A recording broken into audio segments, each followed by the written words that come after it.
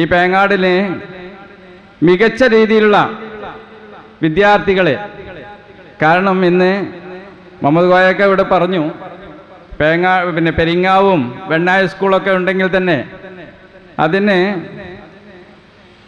മെച്ചപ്പെട്ട രൂപത്തിലുള്ള പ്രവർത്തനം കാഴ്ചവെക്കാൻ പേങ്ങാടിന് സാധിച്ചുവെന്ന് വളരെ സത്യമാണ്. ഞാൻ എപ്പോഴും ആലോചിക്കുന്ന ഒരു കാര്യമാണ്. ഇവിടുത്തെ എൻട്രൻസ് പരീക്ഷയിൽ ഏറ്റവും കൂടുതൽ മാർക്ക് നേടി വിജയിക്കുന്ന കുട്ടികൾ ബഹുമാന്യ സീതിയാജിയുടെ സ്കൂളിലെ വിദ്യാർത്ഥികളാണ്. ഞാൻ പലപ്പോഴും അത് പറയുന്നത്, കാരണം ഈ പേങ്ങാട് മേഖല പരിശോധിച്ച് നോക്കിയാൽ നിങ്ങൾക്കറിയാൻ സാധിക്കുന്നതാണ്. എൻട്രൻസിൽ അതുപോലെ മെഡിക്കലാണെങ്കിലും അതുപോലെ തന്നെ എഞ്ചിനീയറിംഗ് വിഭാഗങ്ങളിലെല്ലാം തന്നെ ഉന്നത വിജയം കാഴ്ചവെക്കാൻ സാധിച്ചിട്ടുള്ള ഒരു സ്ഥാപനം നടത്തുന്ന ഒരു മാനേജ്മെൻ്റാണ് അദ്ദേഹം. അപ്പോൾ ഈ കാര്യങ്ങളെല്ലാം തന്നെ അദ്ദേഹത്തിൻ്റെ ജീവിതത്തിൽ വളരെ നിർണായക നിമിഷങ്ങൾ തന്നെയാണ് എന്ന കാര്യത്തിൽ യാതൊരു സംശയമില്ല. കാരണം അദ്ദേഹത്തിന് 95 വയസ്സായി. അദ്ദേഹത്തിൻ്റെ ആരോഗ്യം ഇപ്പോഴും നല്ല രീതിയിൽ തന്നെയാണ്. അതുപോലുള്ള മഹാവ്യക്തിത്വങ്ങൾ ഈ നാടിന് കൂടുതൽ വർഷങ്ങൾ ജീവിക്കേണ്ടത് ഈ നാടിൻ്റെ ആവശ്യമാണ് എന്ന കാര്യത്തിൽ യാതൊരു സംശയമില്ല. അതുപോലെ തന്നെ വിജയം നേടിയ വിദ്യാർത്ഥികളെ ആദരിക്കുന്ന ചടങ്ങുകളും ഇവിടെ ഉണ്ടായി. ഇതുപോലുള്ള കാര്യങ്ങളെല്ലാം തന്നെ ഈ പ്രദേശത്തുള്ള കുട്ടികളെയും മറ്റ് അധ്യാപകരെയും എല്ലാം തന്നെ ആദരിക്കുന്നതിന് KMCC എടുത്ത ആ ദീർഘവീക്ഷണത്തോടുള്ള പ്രവർത്തനം മേലിലും അവർക്ക് ഒരു പ്രചോദനമാകട്ടെ എന്ന് മാത്രം പറഞ്ഞുകൊണ്ട് ഞാൻ എൻ്റെ വാക്കുകൾ നിൽക്കുന്നു. നിങ്ങൾക്ക് നമസ്കാരം. ജയ് ഹിന്ദ്. അടുത്തായി പരിപാടിക്ക് ആശംസ അർപ്പിക്കാൻ വേണ്ടി അരളിപ്പുറം മഹാവിഷ്ണു ക്ഷേത്രത്തിലെ സെക്രട്ടറി മോഹൻദാസ് മാസ്റ്ററെ അധ്യക്ഷന് വേണ്ടി സ്നേഹാദരവോടെ ക്ഷണിക്കുന്നു. വേദിയിലിരിക്കുന്ന മഹത് വ്യക്തികളെ, പേങ്ങാട് നിവാസികളെ, എല്ലാവർക്കും നമസ്കാരം. വളരെ സന്തോഷത്തോടെയാണ് ഞാനിപ്പോൾ ഇവിടെ നിൽക്കുന്നത്. എൻ്റെ സന്തോഷത്തിൻ്റെ കാരണം ഈ KMCC എന്ന സംഘടനയുടെ പ്രവർത്തനങ്ങളെക്കുറിച്ച് മുൻ പ്രാസികരോട് പറഞ്ഞപ്പോൾ വളരെ സന്തോഷം തോന്നി. ഇക്കാലത്ത് സ്വന്തം കാര്യം മാത്രം നോക്കി നടക്കാൻ തന്നെ ആളുകൾക്ക് സമയമില്ലാത്ത കാലത്ത് ധാരാളം ജീവകാരുണ്യ പ്രവർത്തനങ്ങൾ നടത്തുക എന്ന് പറഞ്ഞാൽ, അതിനെ മുന്നിട്ടിറങ്ങുക എന്ന് പറഞ്ഞാൽ അത്രയും വലിയൊരു പുണ്യം കിട്ടാനില്ല എന്ന് ആ സംഘടനയുടെ വ്യക്തികൾക്ക് മനസ്സിലായതുകൊണ്ടാണ് അവരതിന് ഈ പ്രവർത്തനങ്ങൾക്ക് മുന്നിട്ട് ഇറങ്ങിയതെന്നും വിചാരിച്ചപ്പോൾ വളരെ സന്തോഷം തോന്നി.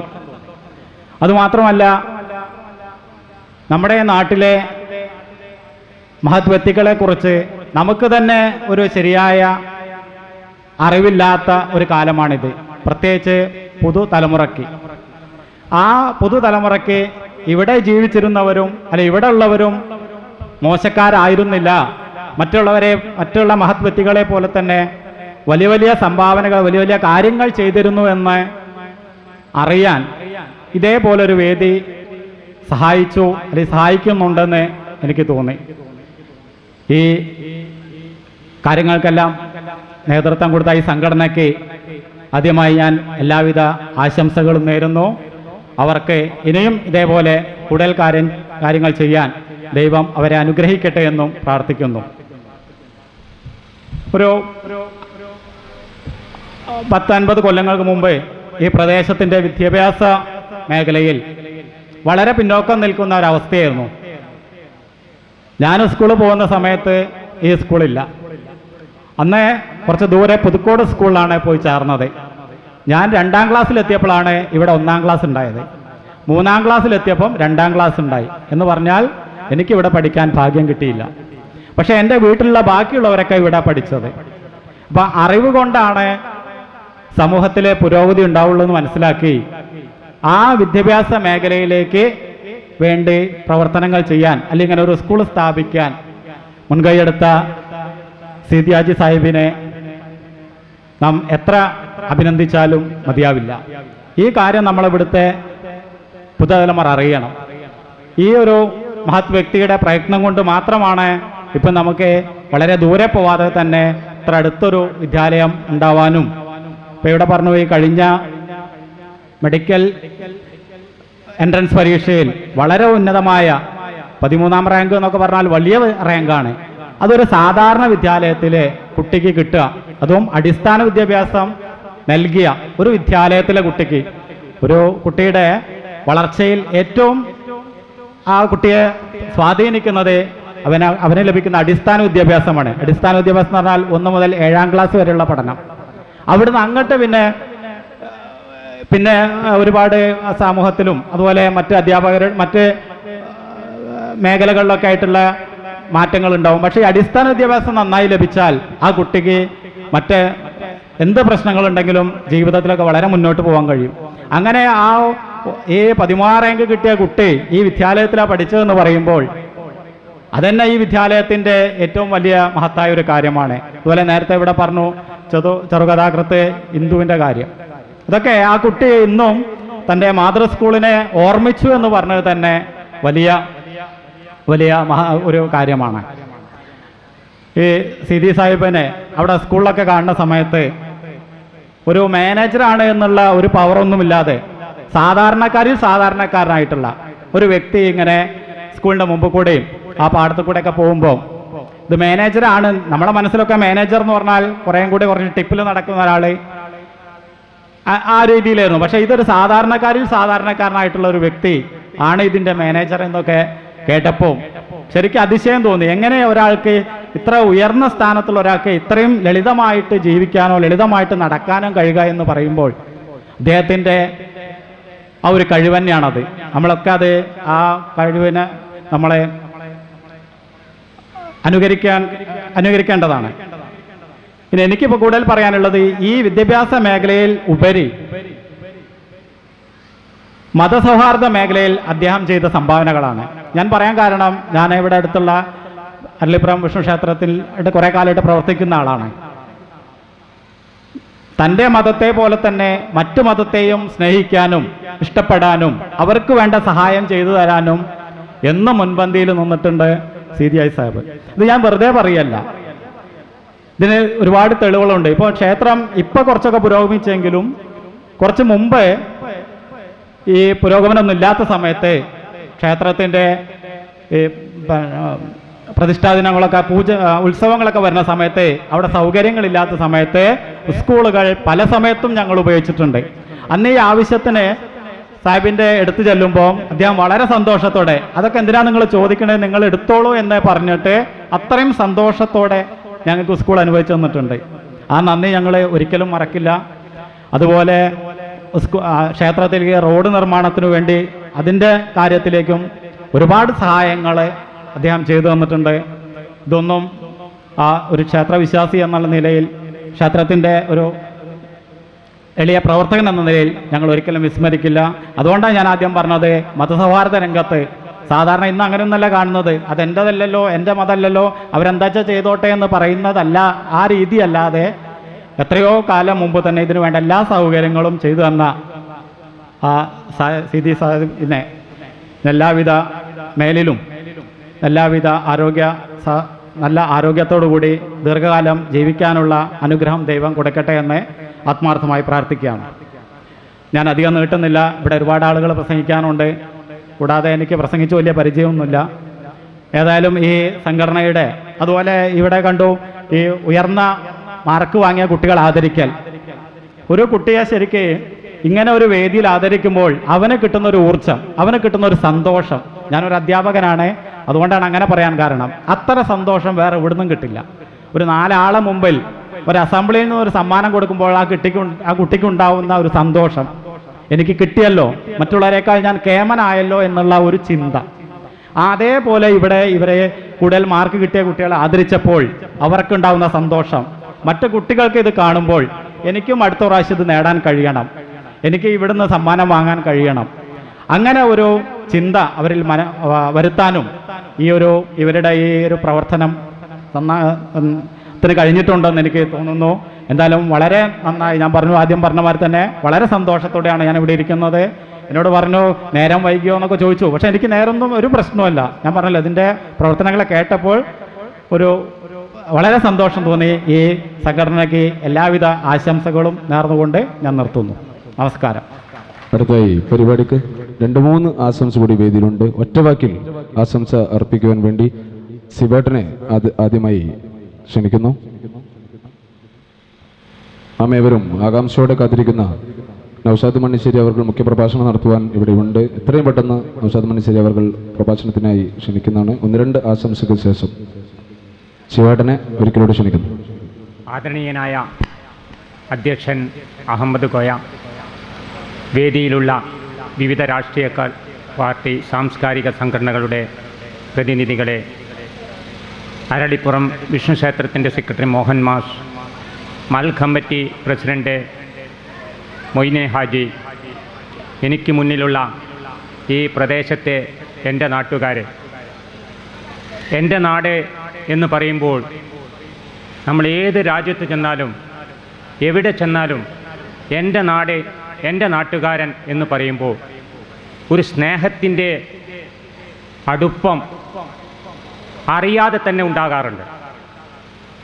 അപ്പോൾ ഈ നാട്ടിലെ ഏറെക്കുറെ എല്ലാ മുഖങ്ങളെയും, ഈ നാട്ടിൻ്റെ പൊതു പ്രവർത്തനങ്ങളെയും എപ്പോഴും പങ്കാളിത്തം വഹിക്കുന്ന ഒരു എളിയ പ്രവർത്തകൻ എന്ന നിലയ്ക്ക് തന്നെ ഈ പ്രദേശത്തിൻ്റെ കാലാകാലങ്ങളിലായ മാറ്റങ്ങളെക്കുറിച്ചും പുരോഗതികളെക്കുറിച്ചുമൊക്കെ തന്നെ ദൈനംദിനം മനസ്സിലാക്കുന്ന ഒരു വ്യക്തിയാണ് ഞാൻ. ഈ പ്രദേശത്തെ 60 കാലഘട്ടങ്ങളിലുണ്ടായിരുന്ന നമ്മുടെ രാജ്യത്തിൻ്റെ അവസ്ഥയും ഇന്ന് നമ്മുടെ രാജ്യത്തുണ്ടായ പുരോഗതിയും എല്ലാം ഈ രാജ്യത്തെ മുഴുവൻ മനസ്സുകളുടെ സ്നേഹത്തിൻ്റെ കൂട്ടായ്മയാണ്.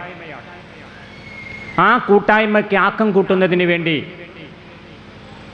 KMCC എന്ന ഈ സംഘടനയുടെ പ്രവർത്തനങ്ങളിലൂടെയുള്ള ജീവൽകാരുണ്യ പ്രവർത്തനങ്ങൾ ഈ പ്രദേശത്തിൻ്റെ മുഖച്ഛായയും പ്രയാസങ്ങളും ബുദ്ധിമുട്ടുകളും അനുഭവിക്കുന്ന ജനങ്ങൾക്ക് സാന്ത്വനമേകുവാനുള്ള പ്രവർത്തനങ്ങളുമായി മുന്നോട്ട് പോകുന്ന ഈ സംഘടനയ്ക്ക് 1000 അഭിനന്ദനങ്ങൾ ഈ അവസരത്തിൽ അർപ്പിക്കുകയാണ്.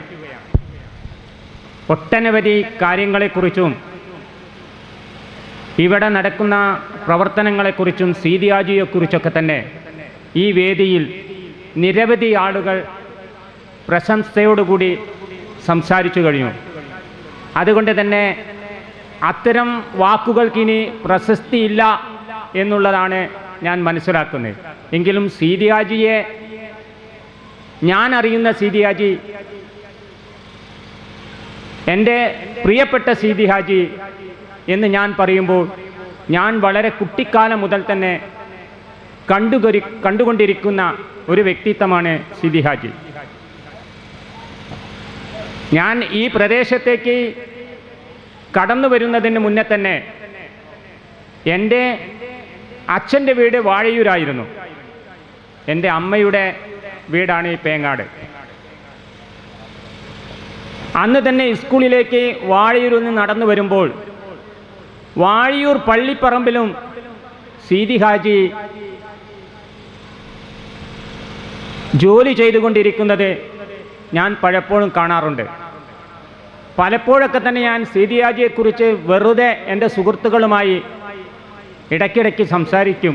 സീതി ഹാജിയുടെ പ്രവർത്തനം നിഷ്കാമ കർമ്മം എന്ന് ഗീതയിൽ ഒരു വാക്ക് പറഞ്ഞിട്ടുണ്ട്. പ്രതിഫല ഇച്ഛ കൂടാതെ കർമ്മം ചെയ്യുക. അത്തരം വ്യക്തികളെ നമ്മൾ കണ്ടെത്തുവാൻ വളരെ വിരലുമിലെണ്ണാവുന്ന വ്യക്തിത്വങ്ങളിൽ ഒരാൾ മാത്രമാണ് സീതി ഹാജി. 10,000-ങ്ങളിലെ അല്ലെങ്കിൽ ലക്ഷങ്ങളിടയിൽ മാത്രമേ അത്തരമുള്ള ആളുകളെ കണ്ടെത്തുവാൻ സാധിക്കുകയുള്ളൂ. നമ്മൾ ഗാന്ധിജിയെക്കുറിച്ചൊക്കെ പറയുമ്പോൾ ഗാന്ധിയുടെ ജീവിതം ഒരു കർമ്മ നിദഗ്ധരായി മുന്നോട്ട് പോകുക, താൻ ചെയ്യുന്ന പ്രവൃത്തിക്ക് മുൻതൂക്കം കൊടുക്കുക എന്നുള്ളതായിരുന്നു ഗാന്ധിജിയുടെ ലക്ഷ്യം.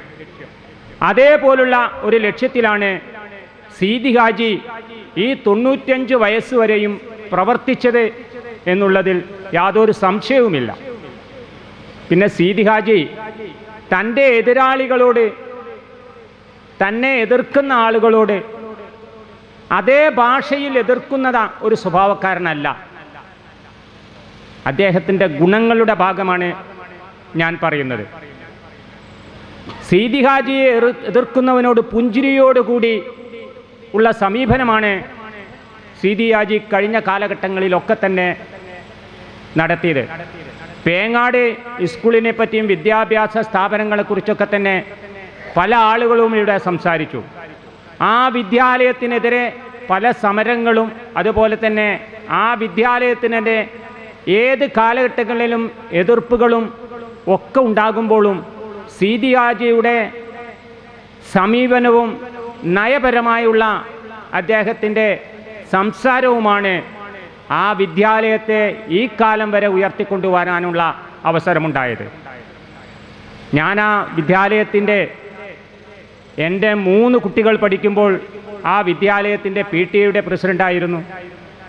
വളരെ ശോഷനാവസ്ഥയിലുള്ള വളരെ പോരായ്മകളുമൊക്കെ ഉണ്ടെങ്കിലും ആ വിദ്യാലയത്തിൽ നിന്ന് ഇന്ന് പഠിച്ച ഒട്ടനവധി കുട്ടികൾ ഡോക്ടർമാരും എഞ്ചിനീയർമാരും സയൻറ്റിസ്റ്റുകളും വരെ ആയിട്ടുണ്ട്. ഇത് ആ വിദ്യാലയത്തിൻ്റെ അല്ലെങ്കിൽ ഒരു വിദ്യാലയത്തിൻ്റെ ഭിത്തിയുടെയോ അല്ലെങ്കിൽ ക്ലാസ് മുറിയുടെയോ സൗകര്യമല്ല ആ വിദ്യാലയത്തിൽ നിന്ന് പഠിച്ചു വരുന്ന കുട്ടിയുടെ ഉയർച്ച. അവിടെ നിന്ന് കുട്ടിക്ക് കൊടുക്കുന്ന അറിവിൻ്റെ ആദ്യാക്ഷരത്തിൻ്റെ ബലമാണ് ആ കുട്ടികളുടെ ഉന്നത വിദ്യാഭ്യാസത്തിൻ്റെ ഉയർച്ച. അതേതൊരു വിദ്യാലയത്തിൽ നിന്നായാലും. ആ വിദ്യാലയത്തിലെ പ്രധാന അധ്യാപകനായ അസൻ മാഷി വേദിയിലുണ്ട്. അസൻ മാഷ ഹൈസ്കൂളിലെ പ്രധാന അധ്യാപകനാവുന്ന സമയത്തൊക്കെ തന്നെ 4 പ്രാവശ്യം എൻ്റെ കുട്ടികൾ 1-ാം ക്ലാസ് മുതൽ 7-ാം ക്ലാസ് വരെ 3 കുട്ടികളും പഠിച്ചു പോകുമ്പോൾ അവിടെ PTA പ്രസിഡൻ്റായ ഞാനാണ്. അപ്പോൾ ആ വിദ്യാലയത്തിൻ്റെ പ്രവർത്തന രംഗത്ത് അവിടുത്തെ പ്രധാന അധ്യാപകൻ അസൻ മാഷ് തുടങ്ങി അവിടെ പഠിപ്പിച്ചിരുന്ന ഓരോ അധ്യാപകൻ്റെയും കരുത്തും പഠനത്തിൻ്റെ കഴിവും കുട്ടികളെ പഠിപ്പിച്ച കഴിവുമാണ് ആ സ്കൂളിൻ്റെ വളർച്ചയും പുരോഗതിയും. സീതി ഹാജി മാനേജരാണെങ്കിൽ പോലും ഒരു വിദ്യാലയത്തിൻ്റെ ഉയർച്ച ആ വിദ്യാലയത്തിലെ അധ്യാപകരാണ്. ആ അധ്യാപകരുടെ പഠന രീതിയാണ് ആ വിദ്യാലയത്തിൻ്റെ ഉയർച്ച. അത് ഏത് വിദ്യാലയം തന്നെ ആയാലും. പക്ഷേ സീതി ഹാജി എന്ന മാനേജർ ആ വിദ്യാലയത്തെ സ്വതന്ത്രമായി അവിടുത്തെ അധ്യാപകർക്ക് നടത്തിക്കൊണ്ടുപോകാൻ ഒരു മാനേജർ എന്നുള്ള വീറ്റ് പവർ ഉപയോഗിക്കാതെ അവസരം കൊടുത്തതുകൊണ്ട് മാത്രമാണ് ആ സ്കൂളിന് ഇത്രയധികം പുരോഗതി കൈവരിക്കാനും മുന്നോട്ട് പോകാനും നമ്മളെ രാജ്യത്തിന് ഒരു മാതൃകാ വിദ്യാലയമായി പോകുവാനും സാധിച്ചത്. അപ്പോൾ സീതി ഹാജി എന്ന് പറയുന്ന ഈ വ്യക്തിത്വത്തിന് അദ്ദേഹത്തെ എത്രമാത്രം പുകഴ്ത്തി പറഞ്ഞാലും അദ്ദേഹത്തിൻ്റെ ഗുണഗണങ്ങളെ എത്രമാത്രം പറഞ്ഞാലും അവസാനിക്കാത്ത നീണ്ട ഒരു അധ്യായമായി മുന്നോട്ട് പോയിക്കൊണ്ടിരിക്കും. അതുകൊണ്ട് ആ രംഗങ്ങളിലേക്ക് അല്ലെങ്കിൽ ആ സംസാരത്തിലേക്ക് ഞാൻ കൂടുതൽ സംസാരിക്കുവാൻ ഈ അവസരം ഉപയോഗപ്പെടുത്തുന്നില്ല. അദ്ദേഹം ആയുരാരോഗ്യ സമ്പൽ സമൃദ്ധിയാൽ ഇനിയും നീണാൾ വാഴട്ടെ എന്ന് ആശംസിച്ചുകൊണ്ട് ഞാൻ എൻ്റെ വാക്കുകൾ നിർത്തുന്നു. ജയ്. അടുത്തായി വേദിയിൽ 2-3 ആശംസ കൂടി ബാക്കിയുണ്ട്. നമ്മൾ ആകാംക്ഷയോടെ കാത്തിരിക്കുന്ന മുഖ്യ പ്രഭാഷണത്തിന് ശേഷം ആശംസ പ്രസംഗം തുടരുന്നതാണ്. അടുത്തായി ജില്ലാ മുസ്ലിം യൂത്ത് ലീഗിന്റെ കരുത്തനായ പ്രസിഡന്റ് നൌഷാദ് മണ്ണിശ്ശേരി അവർകളെ ആദരപൂർവ്വം അധ്യക്ഷന് വേണ്ടി വേദിയിൽ മുഖ്യപ്രഭാഷണം നടത്തുവാൻ വേണ്ടി സ്നേഹപൂർവ്വം ക്ഷണിക്കുന്നു.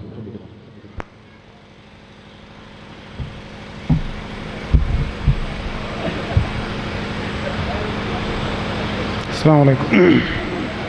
സമാദരണീയരായ വേദിയിലെ ബഹുമാന്യരായ നേതാക്കളെ, സ്നേഹമുള്ള സഹപ്രവർത്തകരെ, ഞാൻ മുഖ്യപ്രഭാഷണം നടത്തുന്നില്ല എന്ന് ആദ്യം തന്നെ നിങ്ങൾക്ക് ഉറപ്പ് തരാണ്.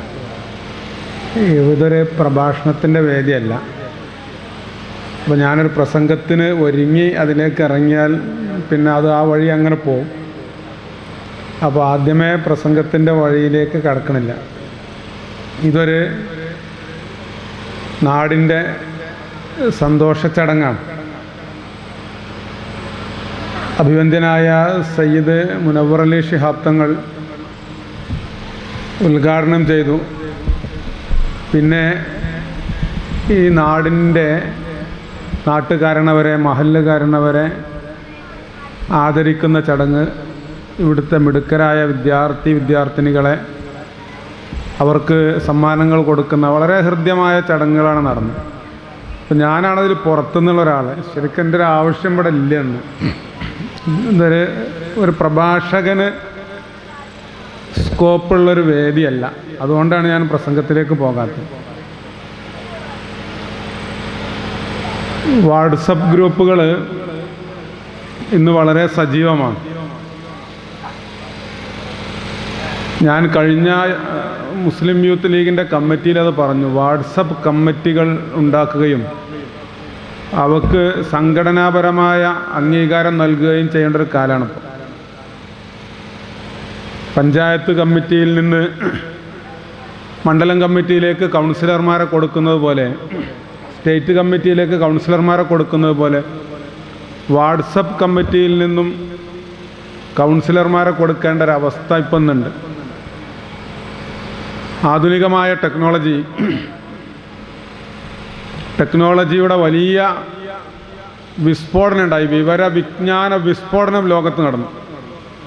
നിർഭാഗ്യവശാൽ അതിൽ വലിയ പങ്കൊന്നും വഹിക്കാൻ കഴിയാത്ത സമൂഹവും സമുദായവുമാണ് നമ്മുടേത്. നമ്മൾ വലിയ വിദ്യാഭ്യാസ പുരോഗതിയുടെയും മുന്നേറ്റത്തിൻ്റെയും ഒക്കെ കഥകൾ പറയുമ്പോൾ ലോകത്ത് ഇന്ന് നടക്കുന്ന അധുനാധുനമായ കണ്ടുപിടുത്തങ്ങളുടെ, ടെക്നോളജികളുടെ പിന്നിൽ നമ്മുടെ സമൂഹവും പ്രത്യേകിച്ച് സമുദായവും അവിടെ ഉപഭോക്തൃ സമൂഹമായി മാറുകയല്ലാതെ ഈ പുരോഗമനത്തിൻ്റെ ഒരു അരുക് പറ്റി നിൽക്കാൻ പോലും കഴിയാത്ത ഒരു സാഹചര്യമുണ്ട്. അങ്ങനെ ആയിരുന്നില്ല മുമ്പ്. ഒരു 100 കൊല്ലത്തിനപ്പുറം ലോകത്തിൻ്റെ പുരോഗതിയെ നിയന്ത്രിച്ചിരുന്ന ഒരു സമൂഹം, ആ സമൂഹം ഇന്ന് വെറും തർക്കങ്ങളിലും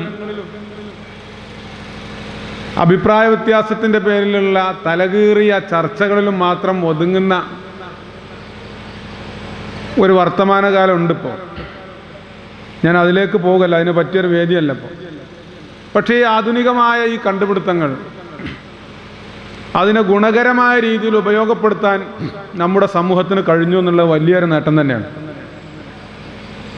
കേരള മുസ്ലിം കൾച്ചറൽ സെൻ്ററിൻ്റെ ഈ പ്രദേശത്തെ പ്രവർത്തകരാണ് ഇന്നാ ലില്ലാഹി വ ഇന്നാ ഇലൈഹി റാജിഊൻ.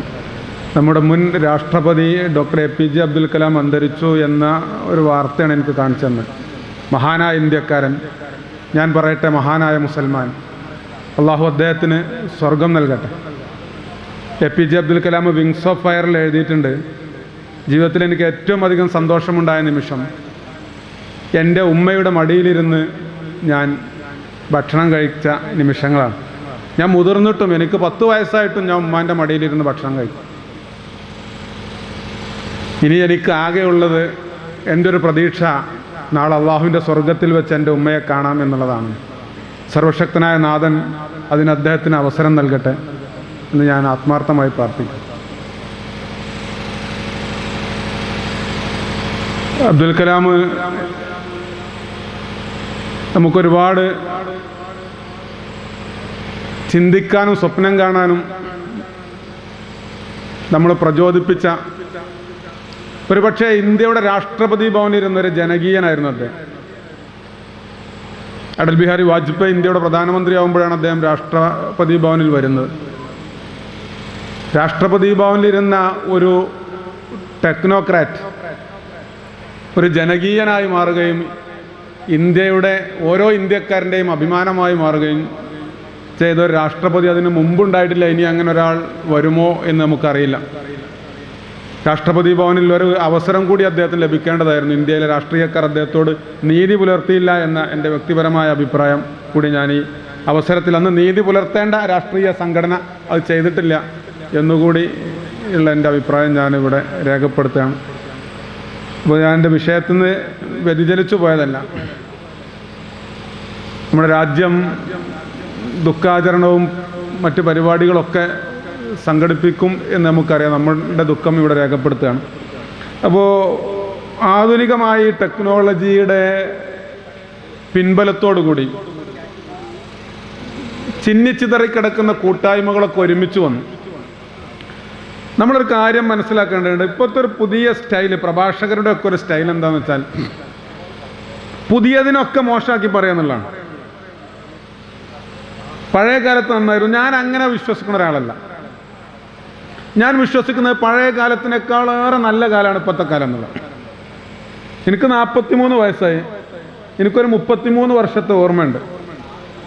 ഓരോ 5 വർഷവും നന്നായി വരികയാണ്. ജനങ്ങളുടെ സ്വഭാവത്തിൽ, ഐക്യത്തിൽ, കൂട്ടായ്മയിൽ, പെരുമാറ്റത്തിൽ, ആളുകളുടെ ധാർമ്മിക ബോധത്തിൽ,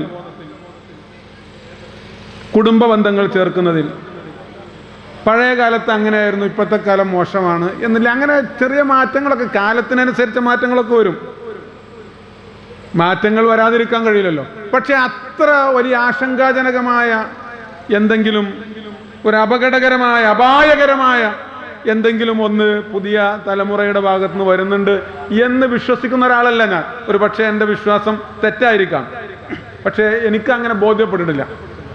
എനിക്ക് തോന്നുന്നത് ഞാൻ ഒരു LP സ്കൂളിൽ പഠിച്ചതിനേക്കാൾ ഏറെ നല്ല സമൂഹമാണ് ഇപ്പോഴത്തേത്.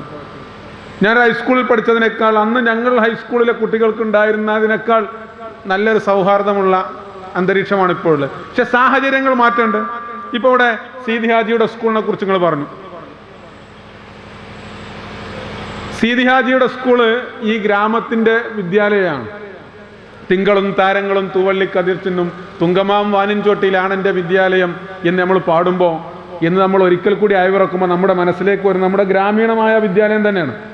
ഇവിടെ നേരത്തെ മാഷ് അവിടെ പഠിക്കാൻ കഴിയാത്തതിൻ്റെ പ്രയാസം പറഞ്ഞു. അന്ന് ആ സ്കൂളില്ല. പക്ഷേ ആ സ്കൂൾ തുടങ്ങിയ കാലഘട്ടം മുതൽ ഒരു 15 കൊല്ലം വരെ ഈ പ്രദേശത്തെ സമപ്രായക്കാരൊക്കെ പഠിച്ചത് ആ സ്കൂളിലായിരിക്കും. ഇപ്പം എനിക്കുള്ളൊരു സൗകര്യം എന്താ, എൻ്റെ ഗ്രാമത്തിലെ LP സ്കൂളിലാണ് എൻ്റെ പ്രായക്കാരൊക്കെ പഠിച്ചത്. ഞങ്ങളൊക്കെ സഹപാഠികളാണ്. അവിടെ ജാതിയോ മതമോ, അവിടെ മറ്റ് തറവാടിൻ്റെ മഹിമയോ സാമ്പത്തികമായ ഉച്ചനീചത്വങ്ങളോ ഒന്നുമില്ല. എല്ലാവരും പട്ടർകടവ് AMLP സ്കൂളിലെ സഹപാഠികളാണ് എൻ്റെ സമപ്രായക്കാർ. ഞങ്ങൾ എല്ലാവരും ആ കലാലയത്തിൽ നിന്നാണ് ആദ്യാക്ഷരം പഠിച്ചത്. ഞങ്ങളെല്ലാവരും കളിച്ചത് ആ മുറ്റത്താണ്.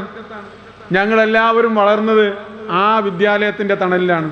ഇപ്പം ആ ഒരു സൗകര്യം നമുക്കില്ല, അല്ലെങ്കിൽ ആ ഒരു ഹൃദ്യത നമുക്കില്ല. ഇപ്പം എൻ്റെ വീട്ടിൽ നിന്ന് 4 ആളുകൾ രാവിലെ സ്കൂളിൽ പോകുന്നുണ്ട്. 4 സ്കൂളിലേക്കാണ് പോകുന്നത്. എൻ്റെ വീടിൻ്റെ മുന്നിൽ 3 സ്കൂൾ ബസ്സും ഒരു ഓട്ടോറിക്ഷയും വരും. അത് അനുജൻ്റെയും ജ്യേഷ്ഠൻ്റെയും കുട്ടികളൊക്കെ വേറെ വേറെ സ്കൂളിലേക്കാണ് പോകുന്നത്.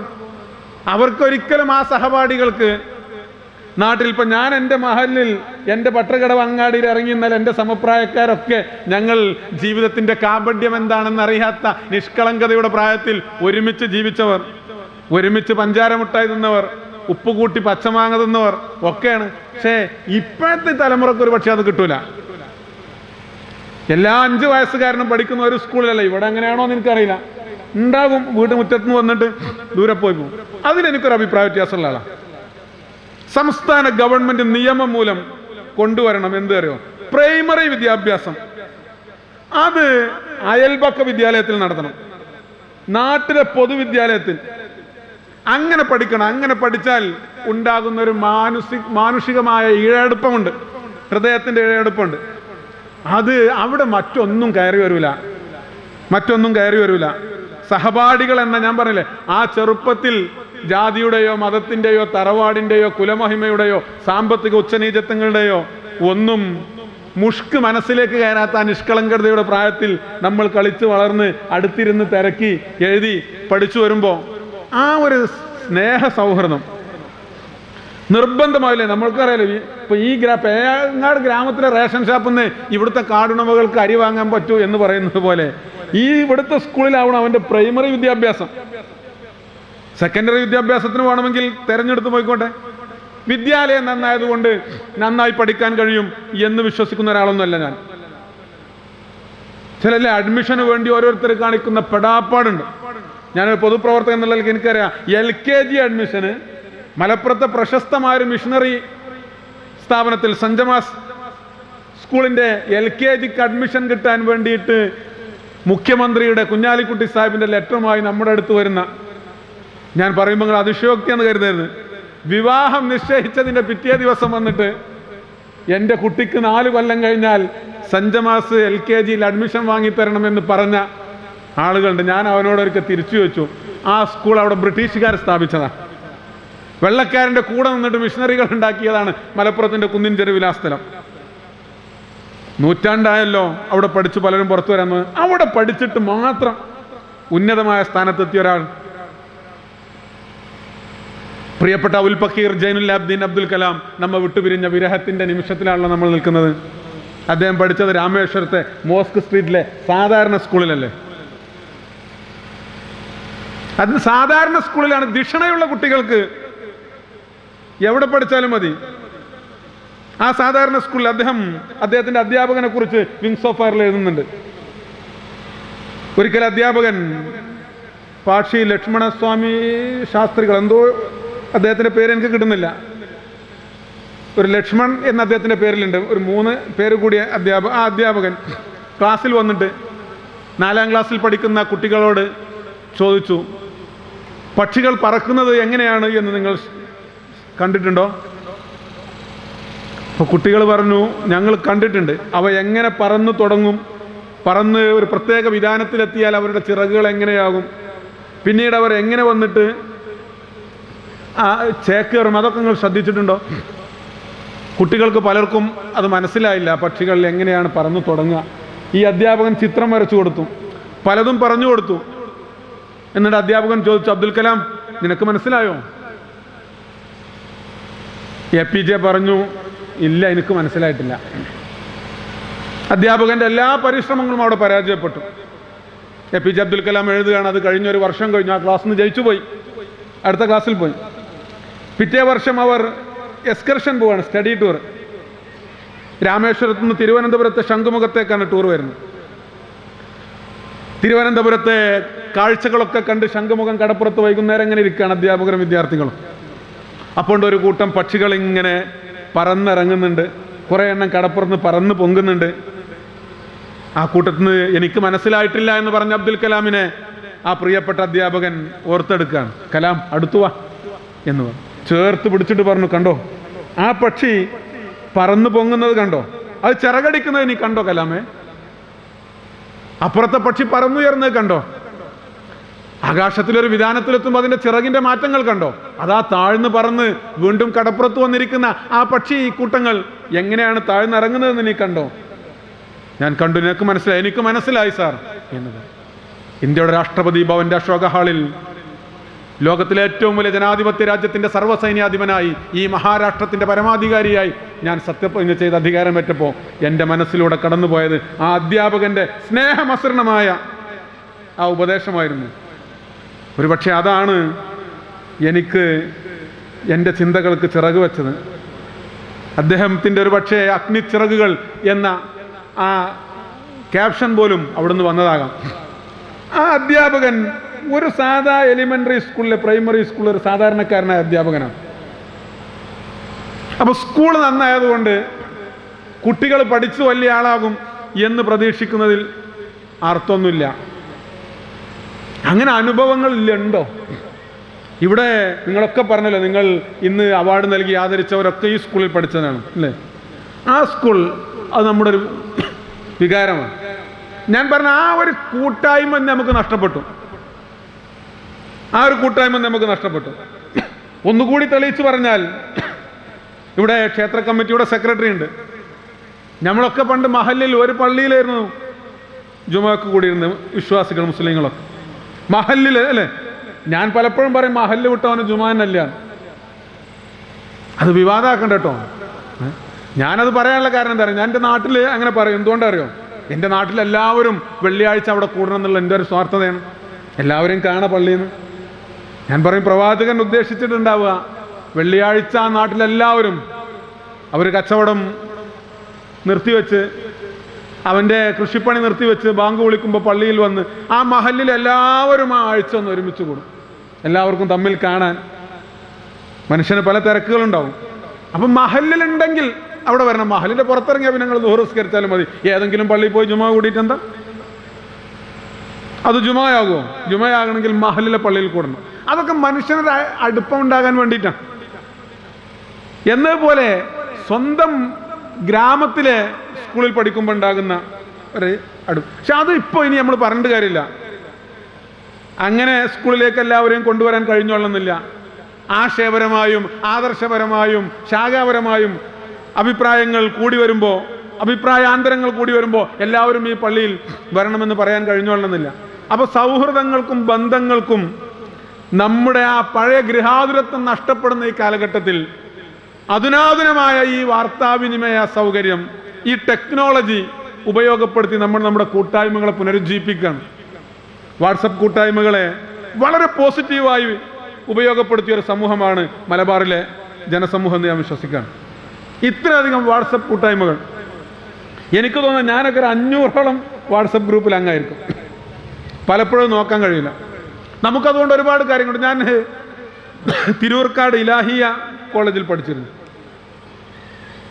ചെറിയ കുട്ടിയാകുമ്പോൾ എൻ്റെ വീട്ടിലന്ന് ബാപ്പ വിദേശത്തായപ്പോൾ ഉമ്മാക്ക് ചെറിയ കുട്ടികളുണ്ടായപ്പോൾ വീട്ടിൽ നോക്കാൻ കഴിയാതായപ്പോൾ ഒരു വർഷം അവിടെ 1983 വീട്ടിലൊരു നിലക്കും വന്ന് എനിക്ക് നിൽക്കാൻ കഴിയാത്ത, ഉമ്മാക്ക് നോക്കാൻ കഴിയില്ല, വീട്ടിലാരുമില്ല. ആ ഒരു വർഷം ആണ് അവിടെ പഠിച്ചത്. പക്ഷേ ഇപ്പോൾ ഈ വാട്സപ്പ് വന്നപ്പോൾ അതിൽ ഒരാളുടെ നമ്പർ കിട്ടി, 2 ആളുടെ നമ്പർ കിട്ടി. ഞങ്ങൾ അന്ന് അവിടെ പഠിച്ച 100 ആളുകളുണ്ട്. അതിലൊരു പകുതിയോളം ആളുകളെങ്കിലും സംഘടിപ്പിക്കാനും ഒരുമിച്ച് കൂടാനും ഒക്കെ കഴിഞ്ഞു. ലോകത്തിൻ്റെ ഏത് ഘട്ടത്തിലാണെങ്കിലും, അതിൽ ചൈനയിൽ ജോലി ചെയ്യുന്നവരുണ്ട്, എന്നെപ്പോലെ ഈ നാട് വിട്ടു പോകാൻ കഴിയാതെ ഇവിടെ തന്നെ കിടന്ന് തിരിയുന്നവരുണ്ട്, ഗൾഫിലുള്ളവരുണ്ട്, പലരുണ്ട്.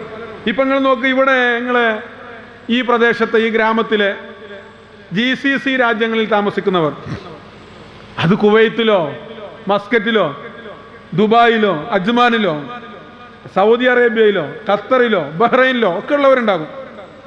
അവർക്കൊക്കെ തമ്മിൽ ബന്ധപ്പെടാൻ, ആശയങ്ങൾ പങ്കുവെക്കാൻ, ചർച്ച ചെയ്യാനുള്ള വളരെ മനോഹരമായ അതിനെ